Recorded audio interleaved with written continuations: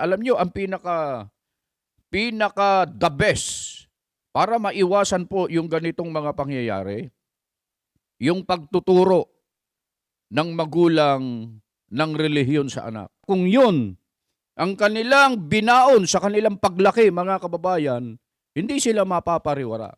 Hindi sila matutulad sa mga ganitong mga kabataan na malalakas ang loob para gumawa ng krimen, mga kababayan. Bakit?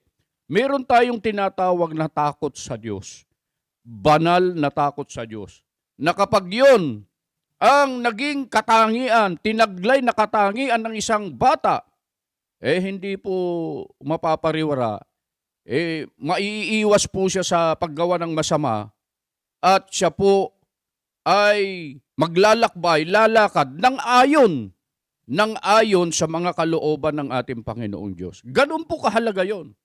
Ganun po kaimportante yung paggabay ng magulang sa mga anak na ang una at higit sa lahat na itanim sa kanilang puso at isipan ay yung paglilingkod sa ating Panginoon Diyos. Alam nyo, kapag yung bata na yan, laging sumasamba, mga kababayan, hindi man perpekto. Nagkakamali din. Wala naman perpekto po sa atin. Pero kahit papano, mga kababayan at mga mahal po naming mga kapatid, meron siyang iniisip. Meron siya kasing naririnig na mga pagtuturo sa kapilya na sinasabing ganito, ganyan, bawal ang ganito, huwag kayong gagawa ng ganito. Huwag kayong makikisama sa mga ganito kasi mapapahamak kayo. Pagka may mga naririnig po silang ganun, mga kababayan, makakaasa tayo na yung ating mga anak, mga apo, mga pamangkin, magkakaroon sila ng ligtas at payapang pamumuhay. At higit sa lahat ay yung mga magulang magkakaroon po ng peace of mind kahit saan sila magpunta, kahit saan sila naroon. Kahit hindi na nakatingin yung magulang, alam nila na hindi gagawa ng masama yung anak nila kasi nasanay sa gawang kabanalan, mga kababayan.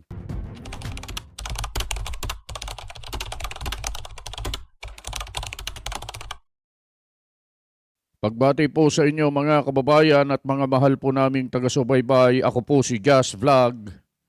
At pag-usapan nga natin itong nangyari sa Tacloban, itong pamamaril ng dalawang estudyante na sila di umano ay binuli, kaya gumawa po sila ng ganitong krimen, mga kababayan. Pero batay po dito sa inyong mapapanood po ngayon, parang hindi po ganun ang talagang nangyari po, mga kababayan.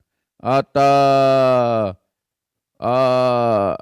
may mga pag-uusap po na ihahayag sa atin para nang sa ganun lalo nating maunawaan ang tunay na nangyari. Alam nyo, mga kababayan, ang mga kabataan po ngayon ay masyadong mainitin. Yung lukso ng kanilang dugo, mga kababayan, hindi katulad noon na kalmado ang mga kabataan. Ngayon ay konting problema lang, konting diferensya lang, idinadaan po nila sa init ng ulo hanggang sa mag-away-away.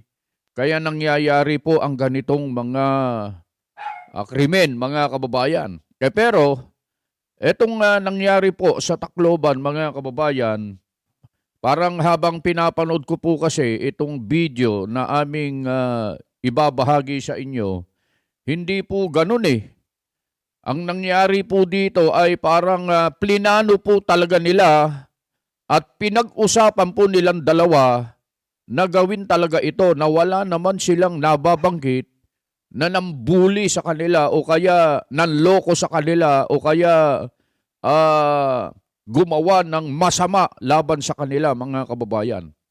Kumbaga ito ay trip nilang gawin batay dito sa mga conversation, pag-uusap nilang dalawa, mga kababayan.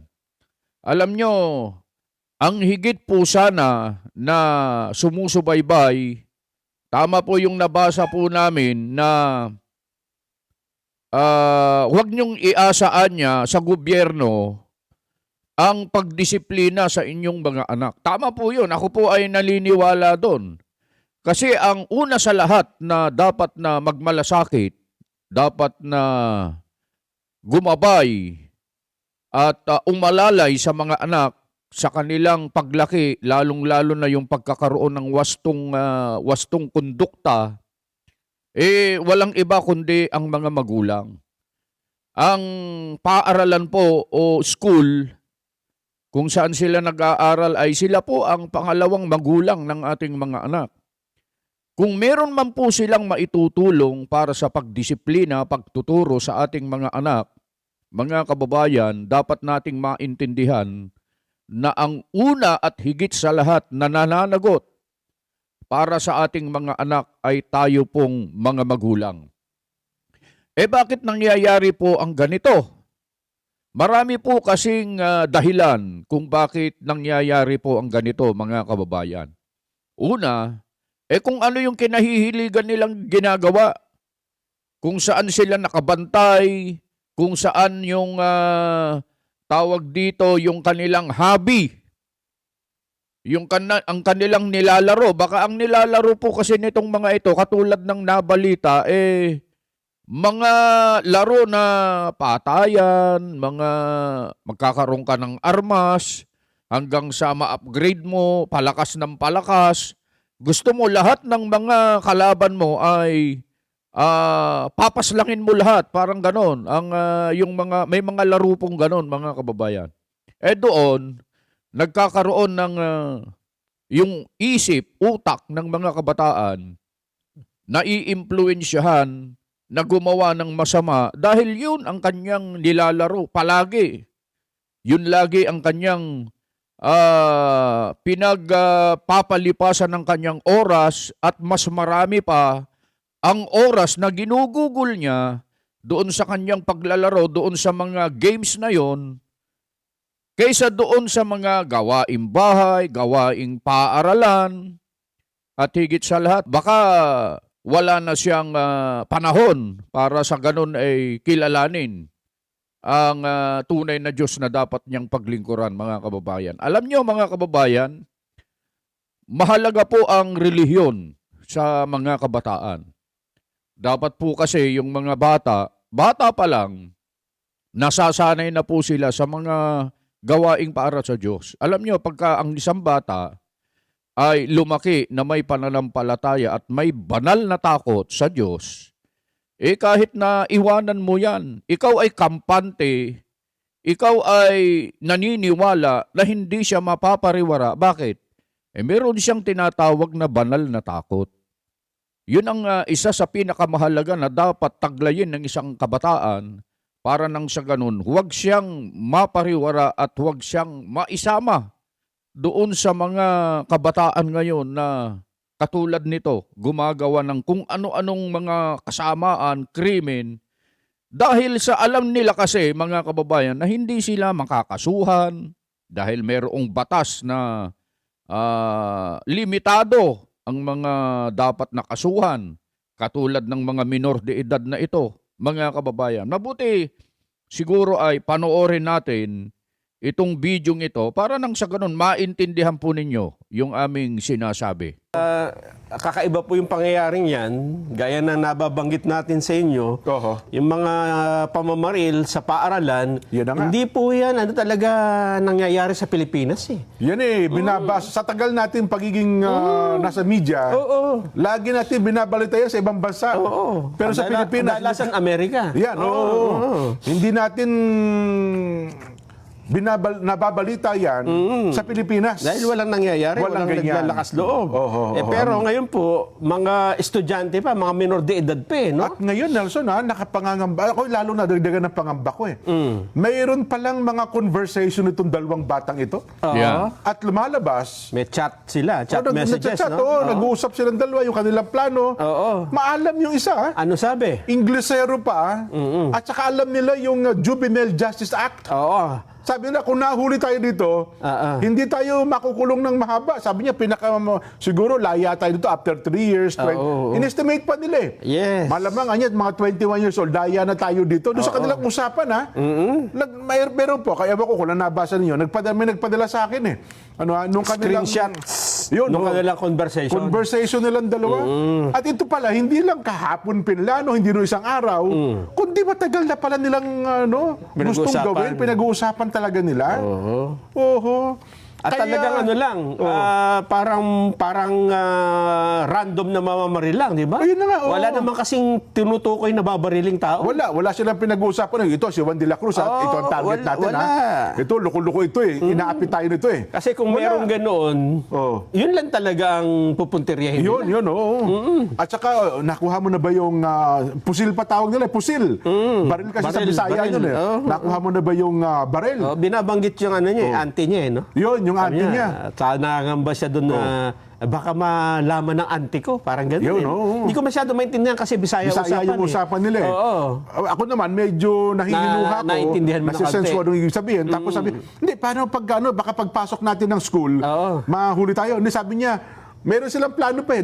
Guluhin mo yung yung nagbabantay para makapasok ako. Yung Di ba? ba yung- Nakita narinig mo sa paano. Medyo...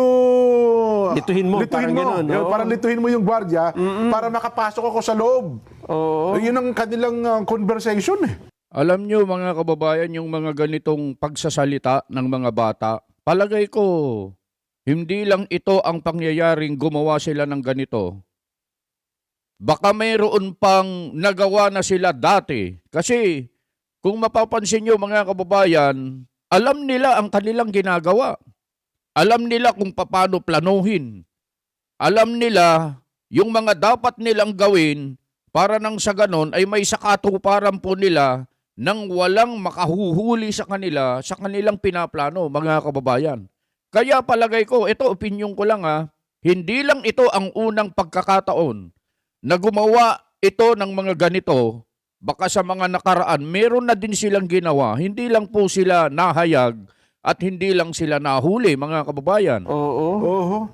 Pero kumpirmado, kasi nakalagay doon, Steve Nash. Sino ba yung Steve Nash doon? Yung kanyang alias sa Parang yung isa, messenger eh. Yung isang kasi hindi naman ina-identify yung mga suspect. Oh, isang 15 anyos lang, tsaka isang 14 anyos. oo. Pero yung isa yan dun sa Oo. yung may picture. Oh, Ay, di ba? Yan, oo. Ayan, no? Yan.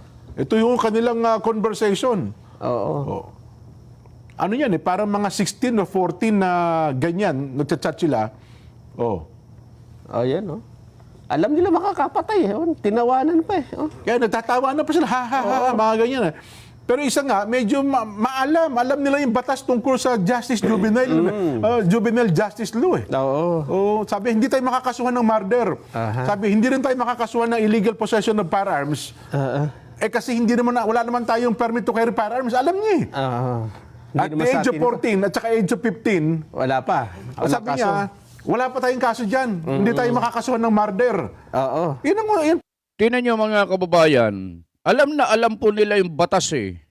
Ibig sabihin, itong mga batang ito, baka mayroon pong mga nagtitrain sa kanila, mayroon pong nasa likod pa nila na isang mga, sabihin na nating mga matatanda o kaya yung kanilang pinagsusulingan, kanilang kinakausap, kanilang nakakahalubilo, na ganito rin ang gawain kasi kabisado po nila mga kababayan kung napapansin po ninyo, alam po nila na hindi sila makukulong dahil sa minor de edad po sila mga kababayan.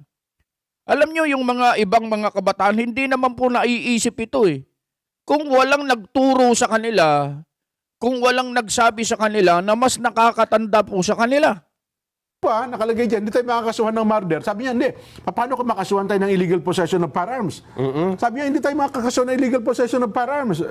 Ganda na kanilang usapan eh. Yung problema, nung nilitaw nila yan, magiging ebidensya yan. Na sila ay meron na silang pagkakaintindi. Ayun na nga, Sa gagawin nila krimen, no? Takay, makasuhan kita, murder. Murder niyan, illegal possession of firearms. Oo. Ang sabi ni isa, Sabi niya, no bro. Oo, We stole it. Ninakaw natin to eh, no? Kaya ganun ho eh. Pakita mo yung may salita juvenile. Na justice, yung Kinukot nila yung batas eh. Kinukot yung batas. Ayan, no? Talaga naman. Saan yun? Sige pa. Ayan daw, yan. Ayan, takay na makasuhan kita murder ngan illegal possession of firearms. Ayan, oh. Tinan nyo mga kababayan, pati yung mga kaso, yung Republic Act 10591 na illegal possession of firearms, alam nila, mga kababayan. Kaya ako ay naniniwala, mga kababayan, na hindi basta-basta mga bata lang ito na nag-aaral, kundi may mga nasa likod, may mga tao silang nakakahalubilo, nakakausap, nakakasama, na may alam tungkol sa batas, kaya nila nagawa ito, mga kababayan. Tingnan nyo kung paano sila magsalita. Ayan, ay sus. Ayun. Oh. Dalia na. Dalia na. Ayun, mga Dalian na bro. Oho. Oo. Bisaya po yung conversation nila. So dito, ayun. Pero yung sabihin dito, Nelson, hindi sila nabiktima ng bully. Hindi sila biktima. Ayun yung sinasabi nabili natin. kahapon. Wala. Oo, wala silang bully o ano pa man. Pero dito pagka pinakinggan mo, tingnan mo, parang may impluensya talaga no? At saka parang meron sila dyan, Yun, may impluensya talaga mga kababayan. Kasi doon sa paraan ng kanilang mga pag-uusap, pagsasalita sa bawat isa, lalo na ito, yung nakakaalam sa batas tungkol doon sa Republic Act 10591 na hindi sila makukulong at yung batas tungkol doon sa juvenile law, alam po nila ito, mga kababayan. Kaya, mga kababayan, malakas ang kanilang loob na gawin ang krimen o isagawa ang krimen dahil sa naniniwala sila na hindi sila papatulan ng batas, mga kababayan. Sino ba gumawa ng batas na yan? Mga kababayan. Hindi ko kasi masyado maintindihan, Oo. Doon sa juvenile act kasi, parang ang sinasabi nila, magiging example sila para mabago yung batas. Meron dyan Ayan, Oo. If we really... sige pa, wala na ba? If we really change inside. Magbabago. Oh. No bro, it depends. English ko mag-usap yung dalawa. Ray, ito, English sa basta Bisaya. ma-participate kita ha, juvenile. Oo. Meron pa dyan. Yung isang mas mahaba. Wala na ba? Meron pa. Ipakita mo pa yung Medyo blurred lang ng konti. Hindi namin mapakita ng buo. Ito pala, ikuha na ng police to dyan Ganun ba? PRO 8 Police Regional Office 8 ang PRO naglabas 8. ng ito. Nag-share. Oo.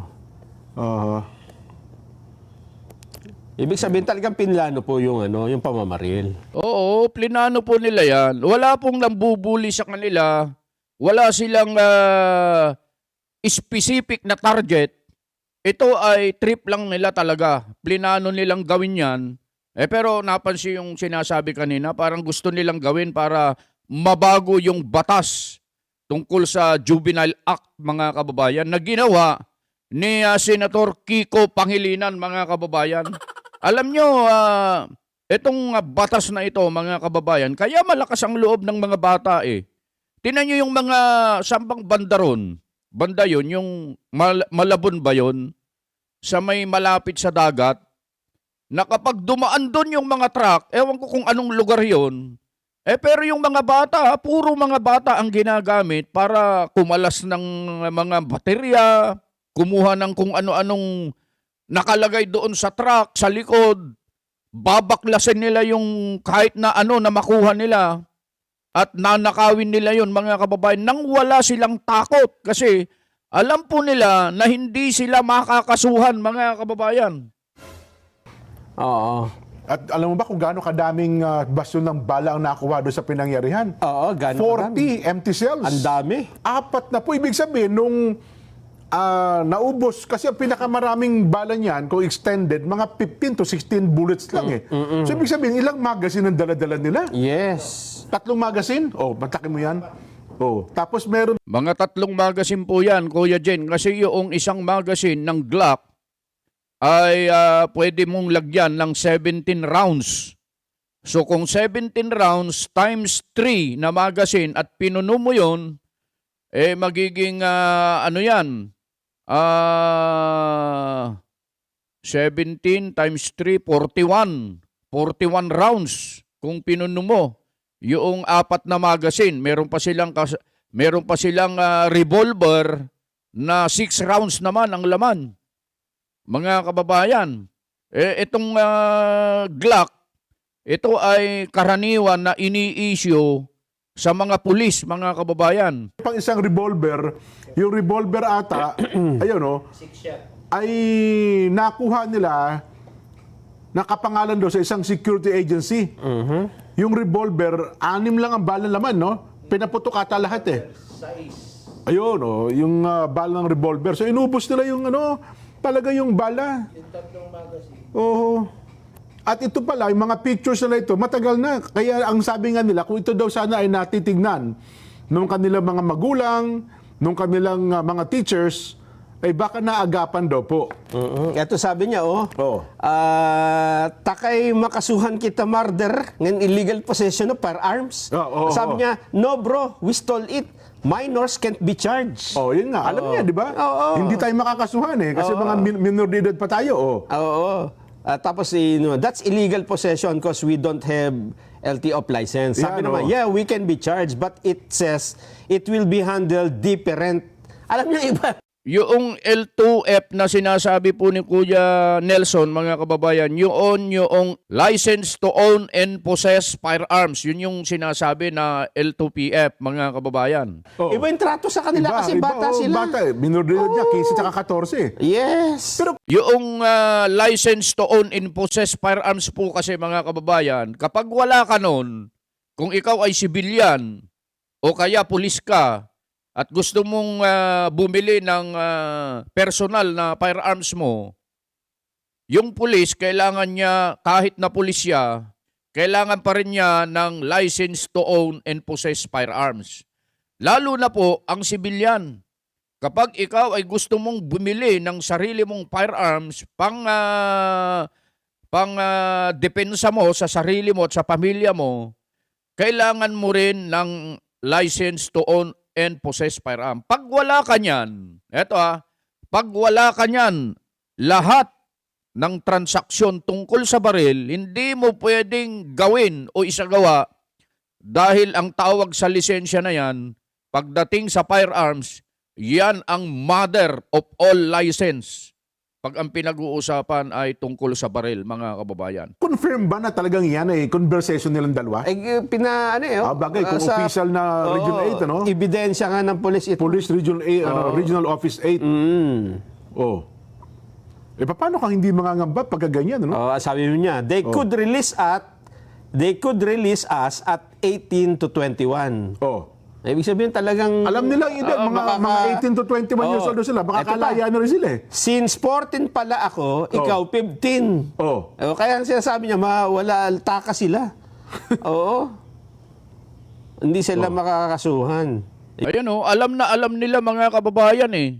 Alam na alam nila at kabisado nila yung batas tungkol sa Juvenile Act na ginawa ni Senator Kiko Pangilinan, mga kababayan. Kaya malakas ang kanilang loob eh.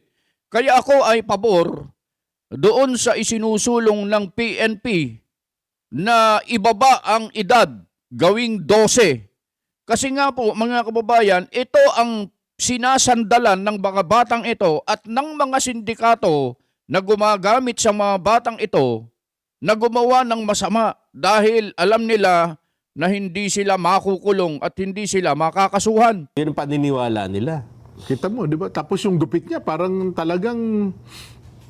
Kaya nga ang tanong dyan talaga alam, kasi kaya gusto ko sana alam ba ng mga magulang nila itong... Sabi yung plano, hindi nila alam, siyempre, no? Tsak ililihim nila yan.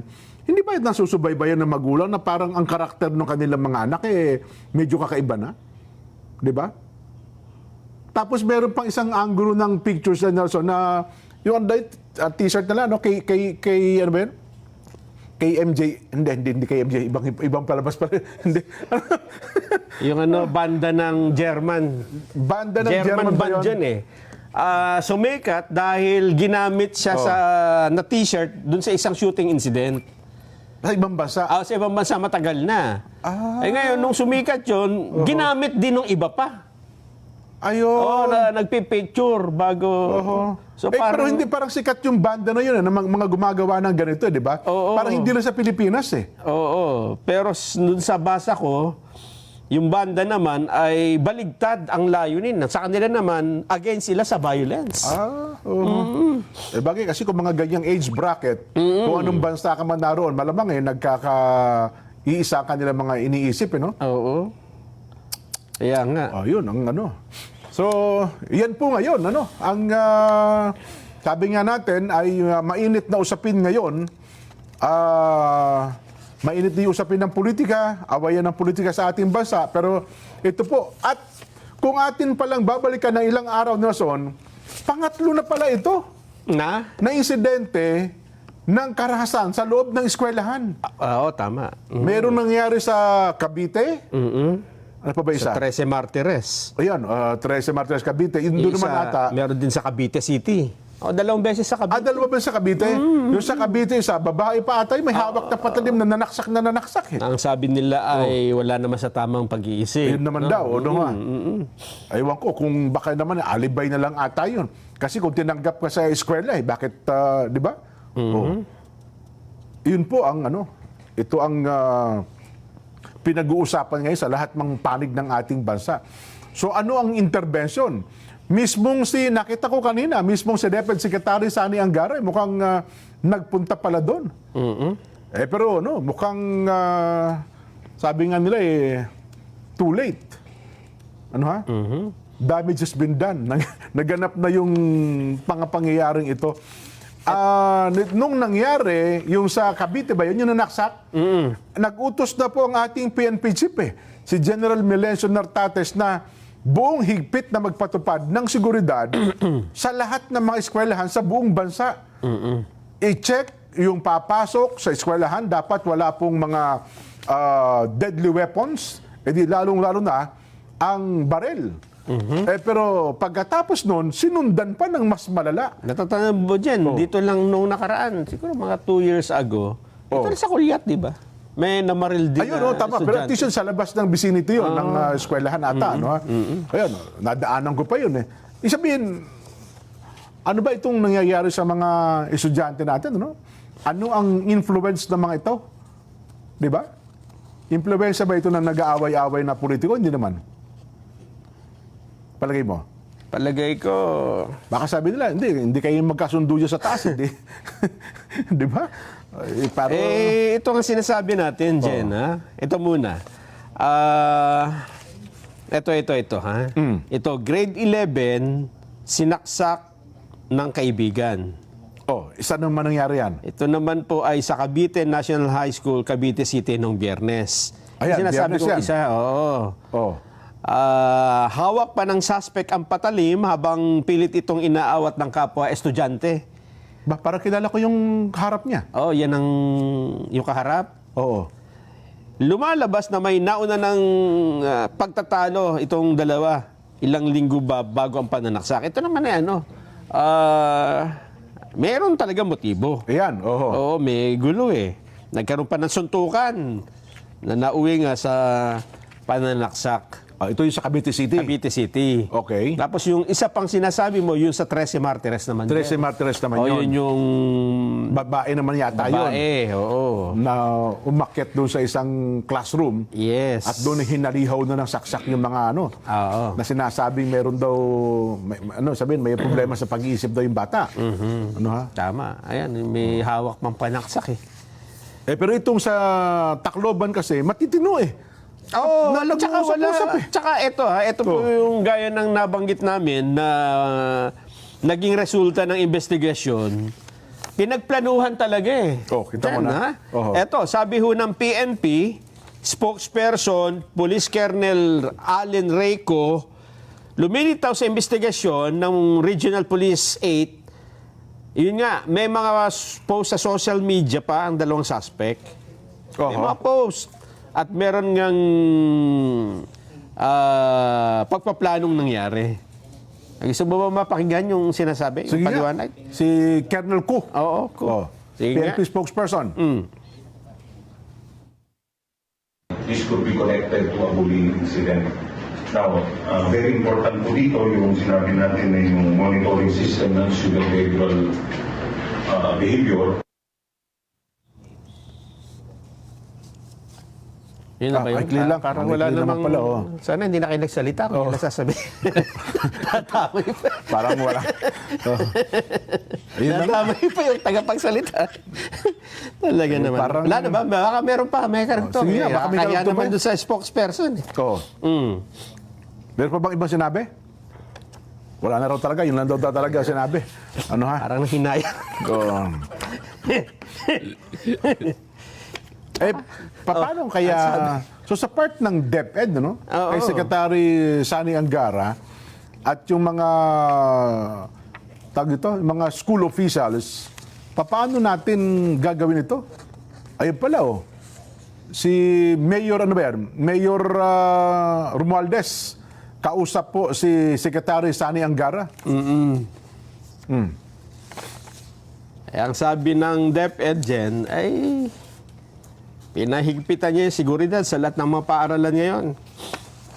Yun din yan sinabi nga rin last week eh. Dapat daw ay no ID, no entry. Ganon? Oh. Isipin mo na lang, halimbawa, di ba na merong isang nakakuha ng video eh.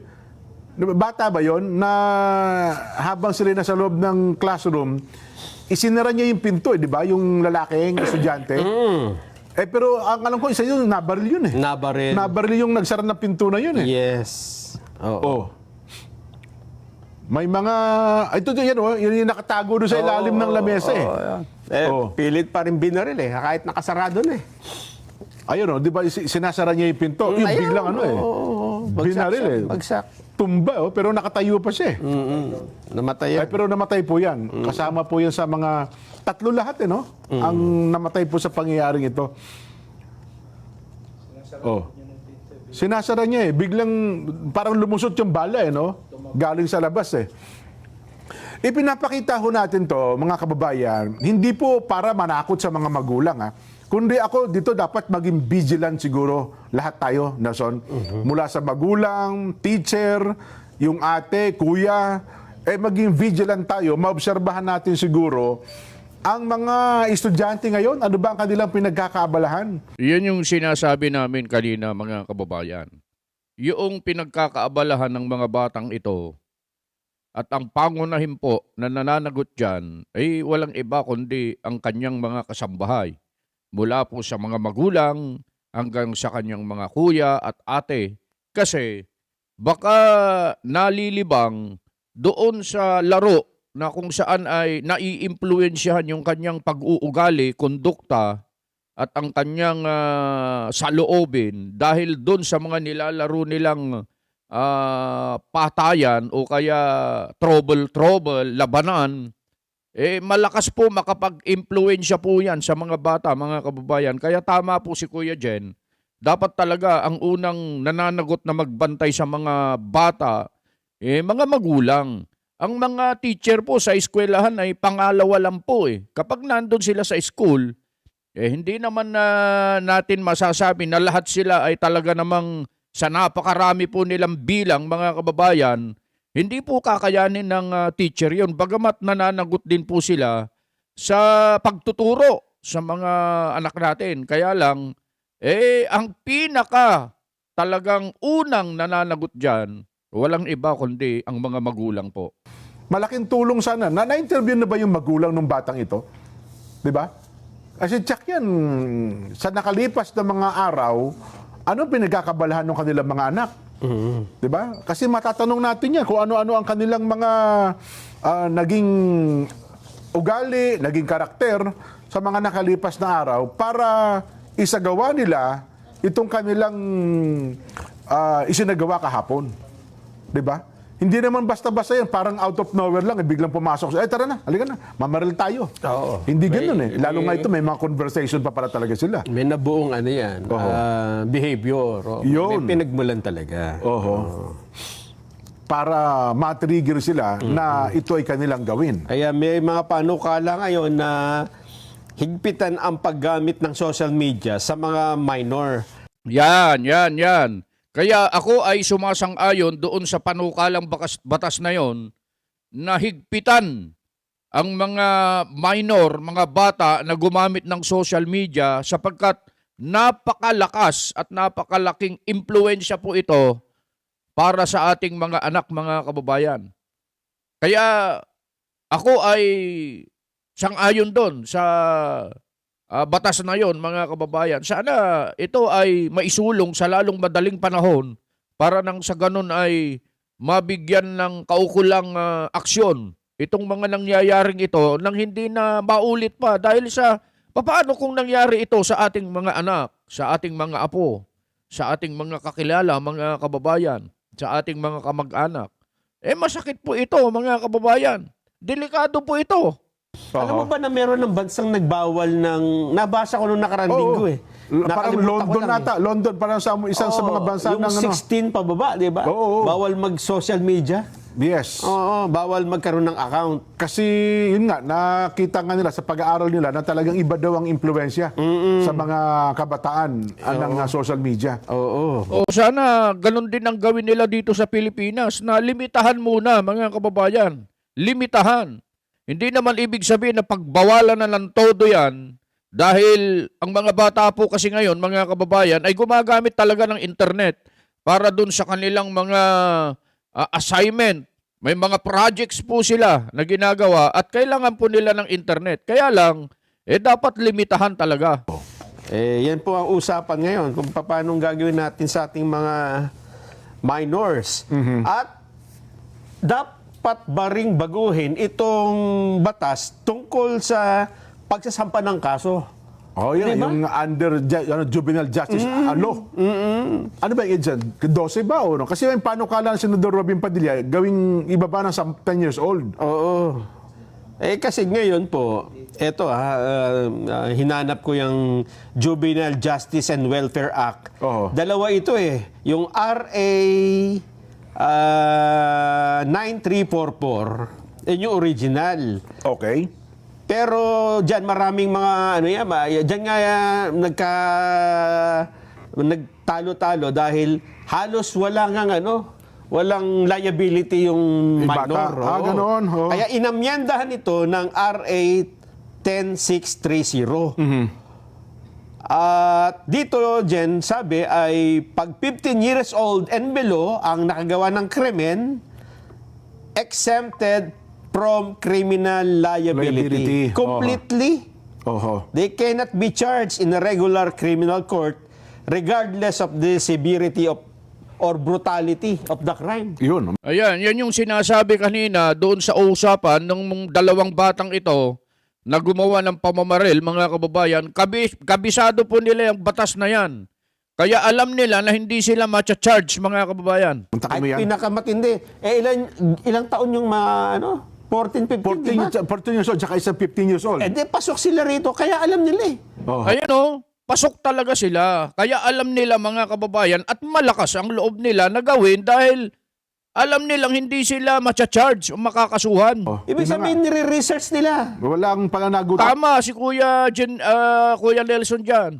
Ni-research po nila yan or meron pong nasa likod nila na mga mas nakakatanda sa kanila na nagsasabi o kaya kasama nila sa mga gawain nilang hindi maganda na ito hindi kayo kakasuhan, hindi kayo makukulong kasi mga minor de edad pa kayo. Kaya pwede kayong gumawa ng ganito, ganyan na masama.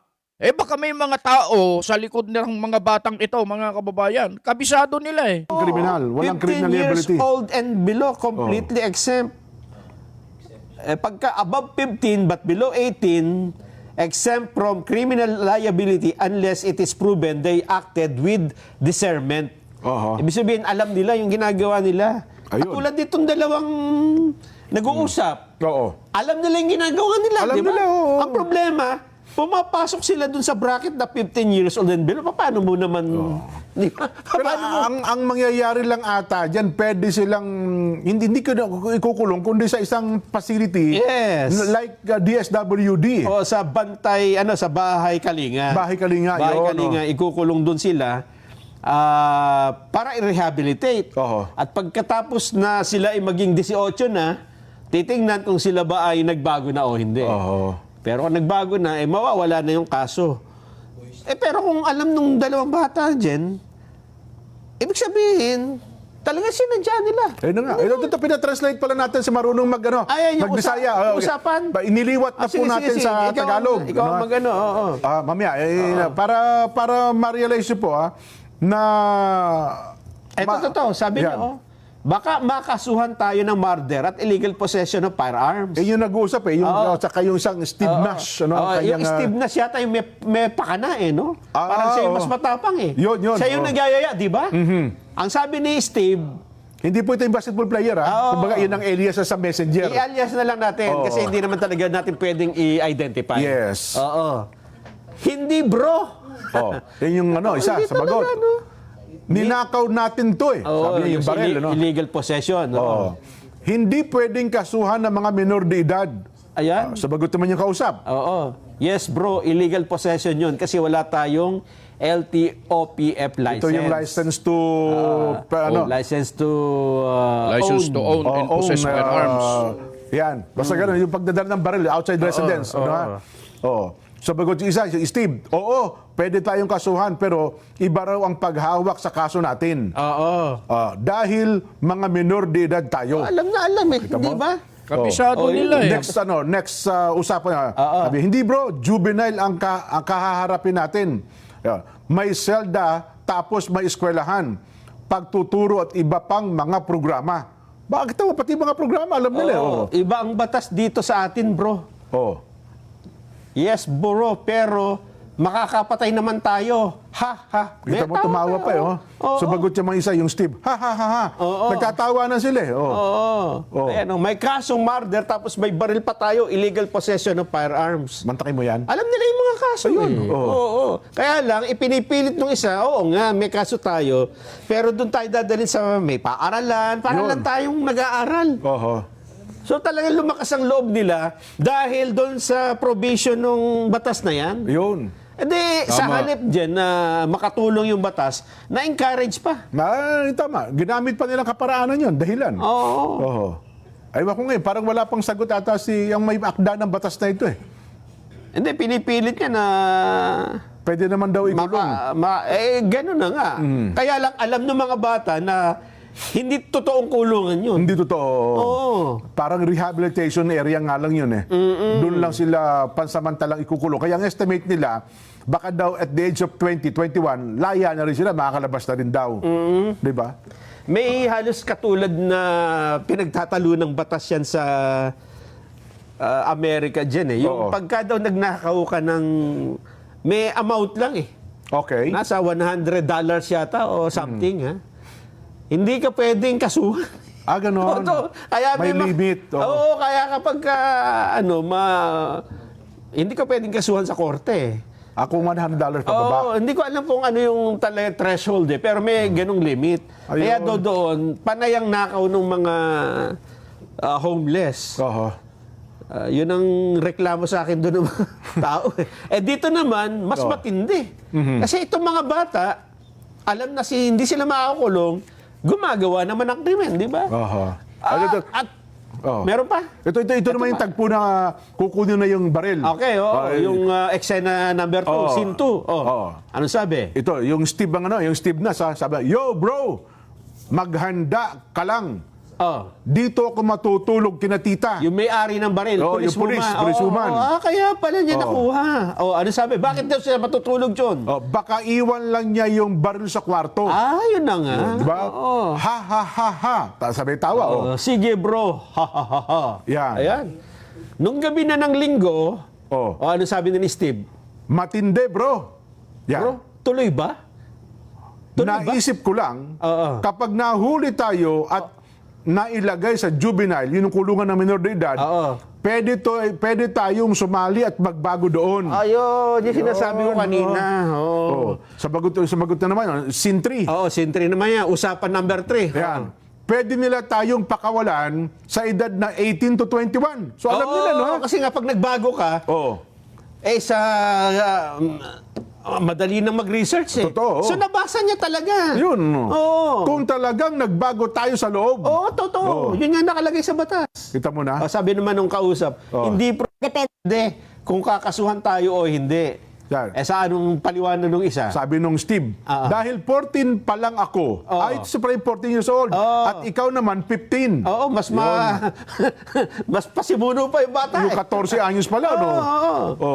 Kung walang patong na kaso, makakalabas tayo sa edad na 21 years, sabi nung isa. 21 years old. Sabi niya, sumagot sabi niya ni sa Steve, wala yan, basta makisama tayo sa juvenile.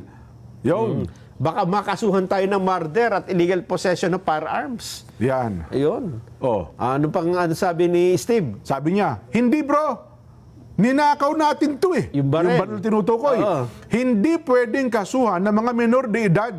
Oo. Sabi niya, Alam nyo mga kababayan, itong conversation po nilang ito, kabisado po ng mga batang ito yung batas tungkol dyan sa Juvenile Act na yan, mga kababayan. Alam nila yung kanilang sinasabi. Ni-research po talaga nila ito.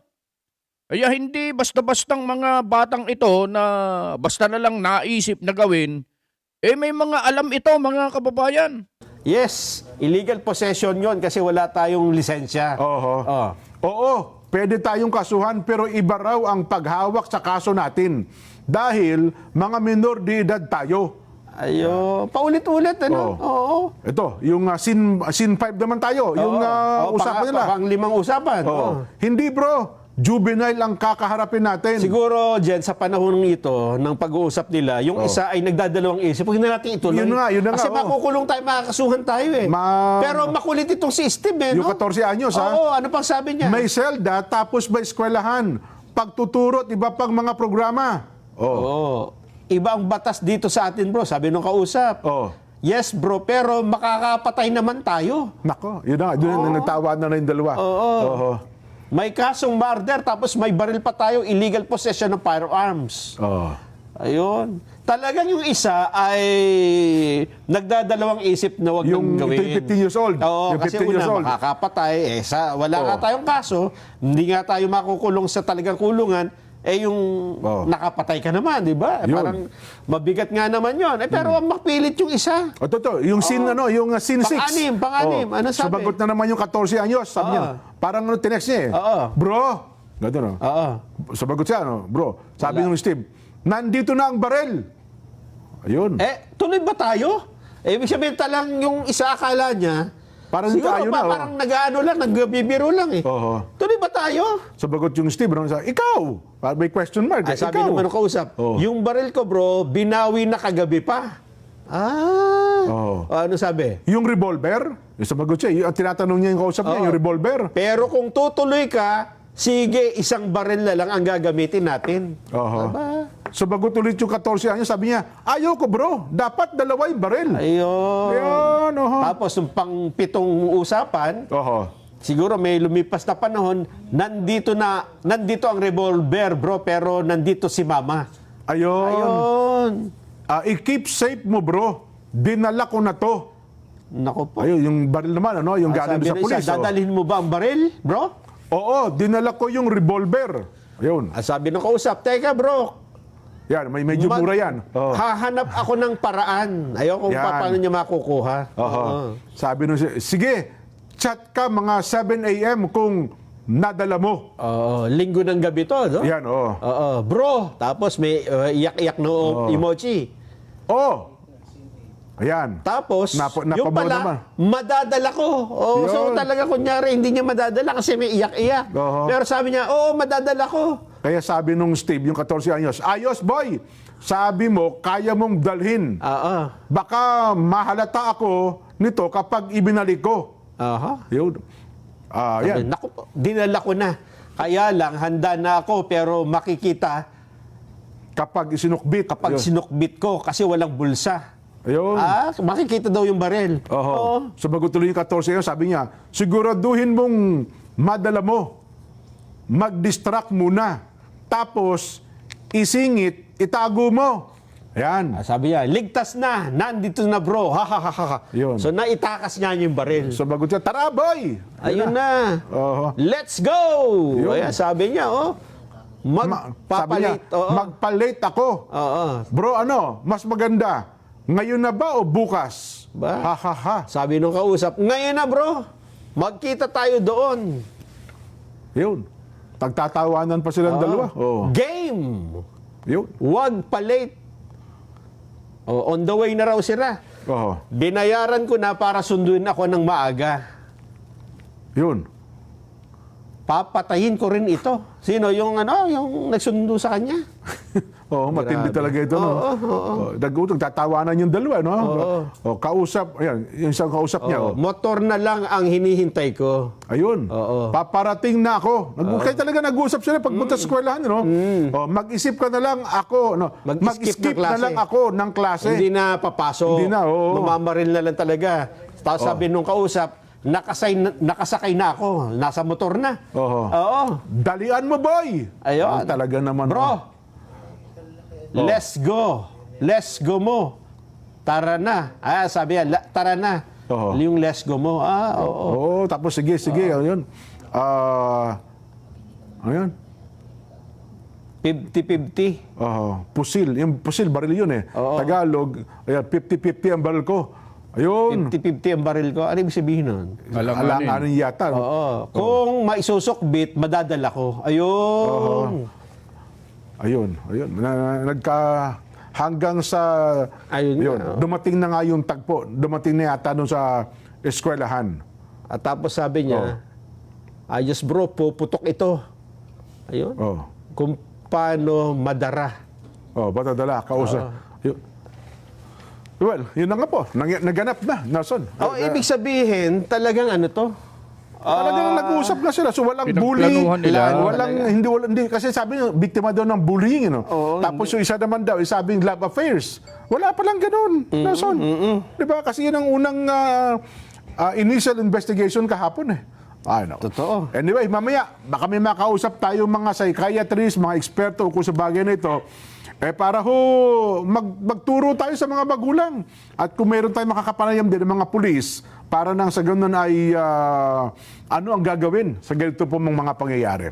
Yun po mga kababayan, yung detalyado na pag-uusap nitong dalawang suspect sa nangyaring pamamaril dyan sa Tacloban, mga kababayan. Talagang pinagplanuhan talaga nilang mabuti itong kanilang ginawang krimen bago nila ito inimplement, mga kababayan, o isinagawa.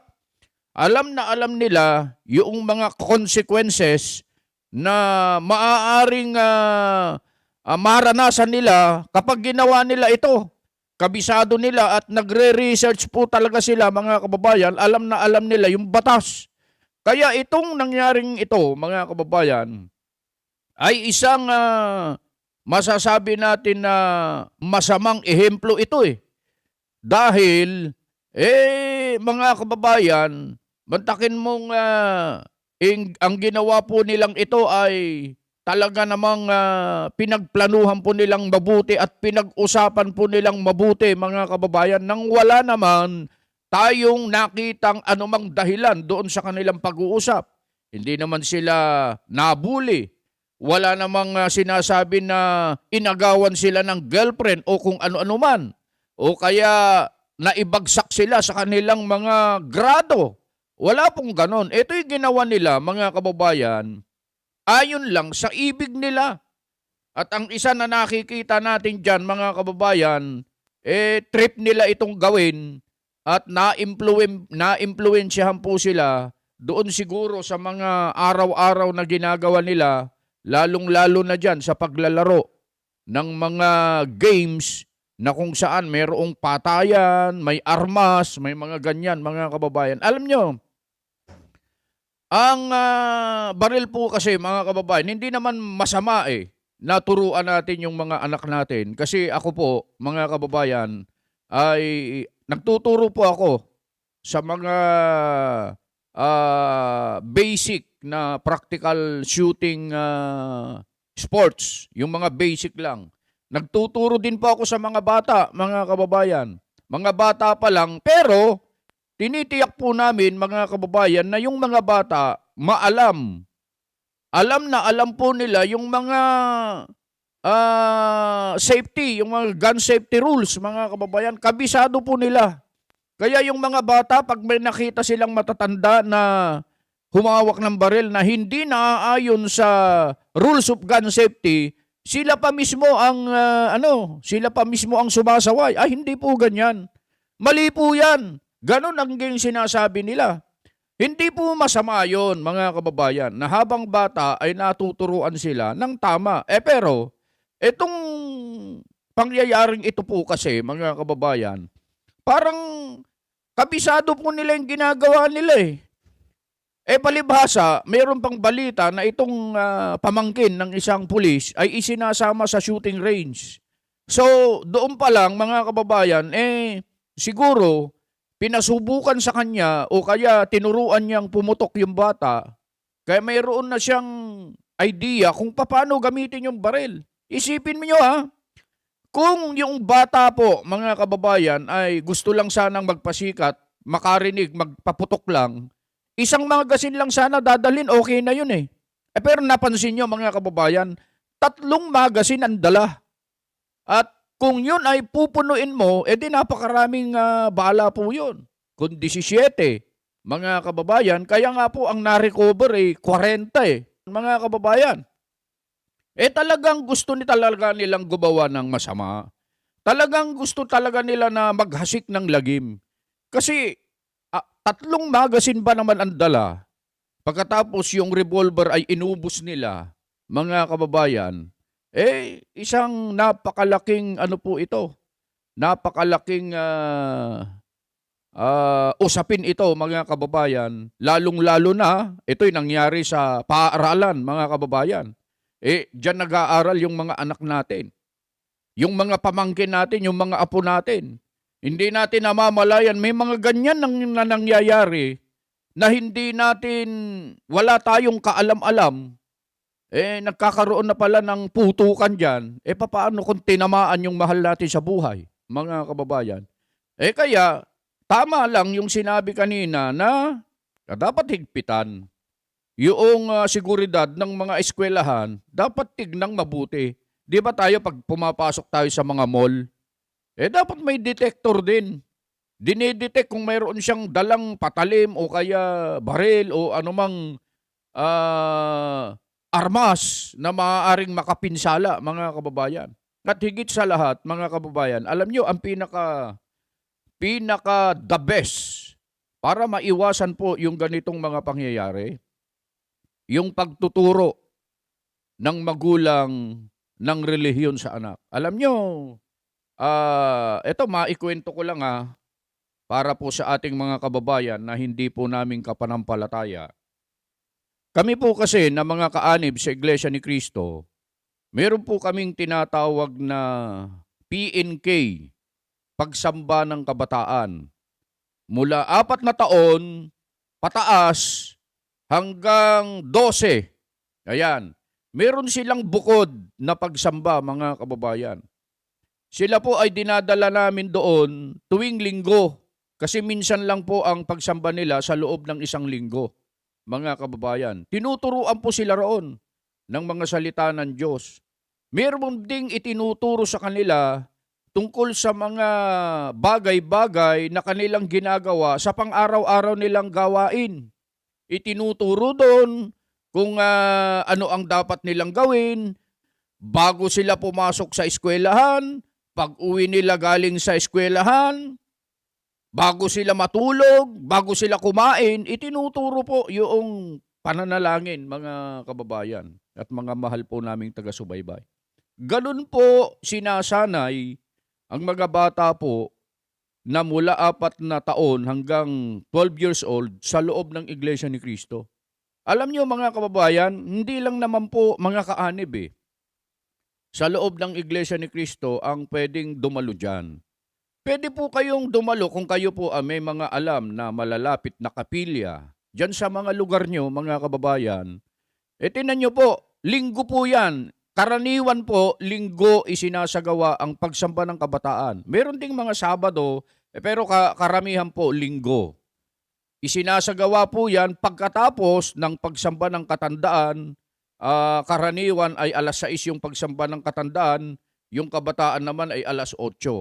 Subukan nyo po, mga kababayan, yung hindi po namin kapanampalataya, yung mga anak nyo, ay dalhin po ninyo sa mga pagsamba na isinasagawa po doon sa aming kapilya na ang mga dadalo dyan ay mga kabataan. Kaya nga po, ang tawag sa amin ay pagsamba ng kabataan. Mura pa lang ang isip, bata pa lang, marunong na po silang tumanaw ng utang na loob sa ating Panginoon Diyos. Marunong silang manalangin, tinuturuan sila ng tamang kondukta, paggalang sa mga magulang, paggalang sa mga nakakatanda, at kung papaano ang pakikipag-usap sa mga nakakatanda sa kanila at higit sa lahat, mga kababayan, ang itinuturo dyan, yung mga salita ng ating Panginoon Diyos na kung yun ang kanilang binaon sa kanilang paglaki, mga kababayan, hindi sila mapapariwara. Hindi sila matutulad sa mga ganitong mga kabataan na malalakas ang loob para gumawa ng krimen, mga kababayan. Bakit? Meron tayong tinatawag na takot sa Diyos. Banal na takot sa Diyos. Na kapag yun ang naging katangian, tinaglay na katangian ng isang bata sa loob ng Iglesia ni Cristo o kahit sa mga hindi naming kaanib, pagka mayroon pong banal na takot yan, hindi po mapapariwara, maiiwas po siya sa paggawa ng masama at siya po ay maglalakbay, lalakad ng ayon sa mga kalooban ng ating Panginoong Diyos. Ganun po kahalaga yon. Ganun po kaimportante yung paggabay ng magulang sa mga anak na ang una at higit sa lahat na itanim sa kanilang puso at isipan ay yung paglilingkod sa ating Panginoon Diyos. Alam nyo, kapag yung bata na yan, laging sumasamba, mga kababayan, hindi man perpekto. Nagkakamali din. Wala naman perpekto po sa atin. Pero kahit papano, mga kababayan at mga mahal po naming mga kapatid, meron siyang iniisip. Meron siya kasing naririnig na mga pagtuturo sa kapilya na sinasabing ganito, ganyan, bawal ang ganito, huwag kayong gagawa ng ganito. Huwag kayong makikisama sa mga ganito kasi mapapahamak kayo. Pagka may mga naririnig po silang ganun, mga kababayan, makakaasa tayo na yung ating mga anak, mga apo, mga pamangkin, magkakaroon sila ng ligtas at payapang pamumuhay. At higit sa lahat ay yung mga magulang, magkakaroon po ng peace of mind. Kahit saan sila magpunta, kahit saan sila naroon, kahit hindi na nakatingin yung magulang, alam nila na hindi gagawa ng masama yung anak nila kasi nasanay sa gawang kabanalan, mga kababayan. So hanggang doon lang ang aming maibabahagi. Gusto lang namin, kaya namin ikinontent ito, mga kababayan, kasi napapanahon po ito lalo na sa mga bata. Kailangan po nila ito. Kailangan po nila na pangaralan natin at ang unang nananagot dyan, katulad ng aming sinabi kanina, walang iba kundi ang mga kasambahay sa pangunguna po ng mga magulang. Maraming salamat po sa inyong pagsubaybay at patuloy na pagtitiyaga sa panonood sa ating munting programa. Muli po ang inyong lingkod, Just Vlog, bumabati po sa inyong lahat ng isang magandang araw. Ano man po ang inyong ginagawa at nasa man po kayo, lagi kayong mag-iingat.